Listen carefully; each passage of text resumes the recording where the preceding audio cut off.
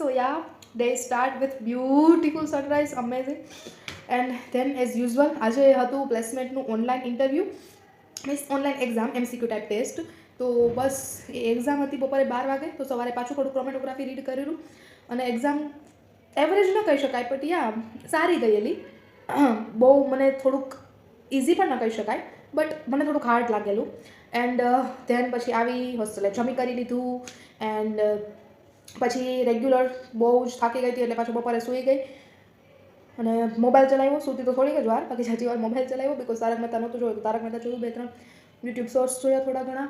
And then મંદિરે ગઈ because સવારે નહોતું જઈ શકાયું એટલે મંદિરેથી આવી અને પછી યોગા સેશન હતું એટલે યોગા સેશન ડન કર્યું. અને યોગા સેશનમાં છેલ્લી 10-15 મિનિટ બાકી હતી ત્યારે એક ફ્રેન્ડનો ફોન આવ્યો કે ધારા તારું નામ આવી ગયું છે ઓનલાઈન ટેસ્ટમાં. તો હું પાસ થઈ ગઈ છું એન્ડ પણ મેં મારું યોગા સેશન ડન કર્યું. પછી પાછો એને ફોન કર્યો. હવે હું કહું બોલ શું કહેતી હતી, તો કે બસ કંઈ નહીં, તારું નામ આવી ગયું. હું કહું હા ઓકે ડન. પછી મેં જોયું અને હા, નામ તો આવી ગયું છે ઓનલાઈન ટેસ્ટમાં. નાવ લેટ્સ સી, ઇન્ટરવ્યૂ છે કાલ લઈને પરમ દિવસે. So I have to prepare for that. જે થશે એ જોયું જશે, ભગવાને ધારેલું હશે થશે, આપણા હાથમાં કંઈ છે નહીં. મહેનત કરી મારા હાથમાં છે. તો બસ હું ટ્રાય કરીશ કે હું સારું દઈ શકું. અને બસ આવો જ રહ્યો કે આજનો દિવસ. પછી તો જો બસ એ નક્કી થયું. પછી જમીને બસ આવી ગઈ. હવે જો સાંજ થઈ ગઈ હતી એટલે જમીને આવી ગઈ રૂમે.